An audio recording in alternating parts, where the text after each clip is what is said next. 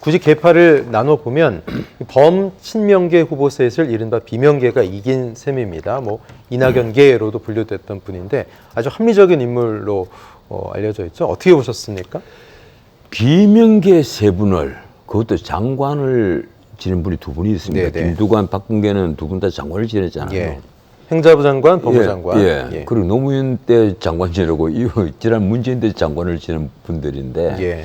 당연히 결선 투표가 있으리라고 봤죠. 네. 3대 1이니까 예. 결선 투표는 있을 것이다. 이랬는데 박광원 의원이 3선이고 네. 그리고 수도권 호남도 아니고 수도권이에요. 네, 수원이죠. 예, 수원이고 특히 또 방송계 출신입니다. 예, 앵커 출신입니다. 기자 출신이고요. MBC 출신이고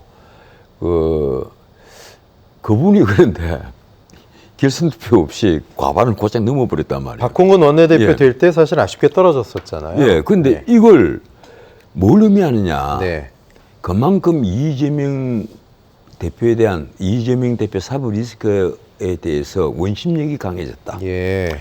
뭔가 하면 지금 국민의힘도 나는 구심력보다는 원심력이 강해졌다 이렇게 보는데 지금 민주당은 더 말 것도 없습니다. 원심력이 아주 강해진 거예요.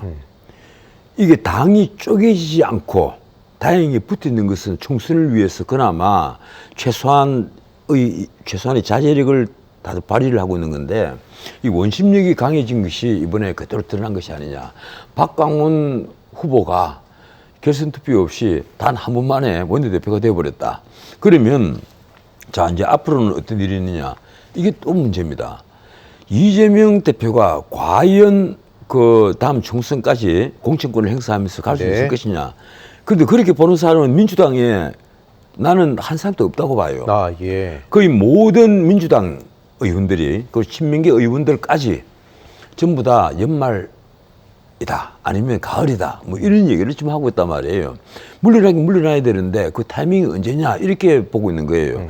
그래서 이 공천권을 행사한다는 것은 나는 이미 물 건너간 것이고 그렇다면 다음 총선을 그 대표할 얼굴로 이 박광원 원내대표가 등장을 한 것이 아니냐. 네. 그런데 문제는 지금 민주당이 이미 그 국민들에게 이게 신뢰를 잃을 만큼 잃어버렸습니다. 특히 이번에 그 민영배 의원 복당, 이 특별 복당이라고 그랬잖아요. 네. 그리고 그 박웅건 원내대표가 물러나기 전에 마지막 이제 사업을 하나 벌인 건데 저는 엄청난 실수를 했다고 생각합니다. 어떤 실수요?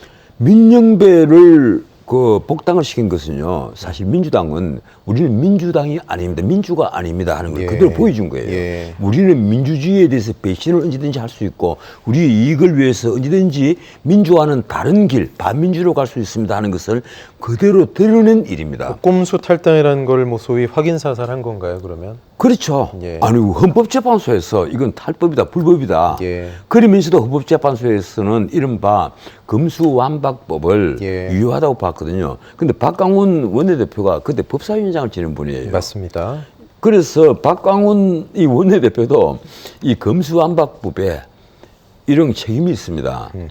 그래서 보면 앞으로 이 민영배 복당 그리고 검수완박법을 만들어내는데 예. 이 책임의 한 부분을 갖고 있는 박광원 원내대표가 앞으로 그 여당과 어떻게 그 조율해 나갈 것이냐 네. 이거 지켜보는 것도 꽤 재밌는 부분입니다. 네, 이재명 대표 입장에서는 어쨌든 결선 투표도 없이 한 번에 박광원 소위 비명계라는 분이 원내대표가 된 것에 대해서 조금 압박감을 느끼지 않을까, 혹은 좀 당황스럽지 않을까 이런 생각도 들거든요. 이재명 대표로서는 이번에 큰 충격을 받았을 거예요. 네. 지금 이재명 대표가 요사이 충격받는 게 많이 있습니다.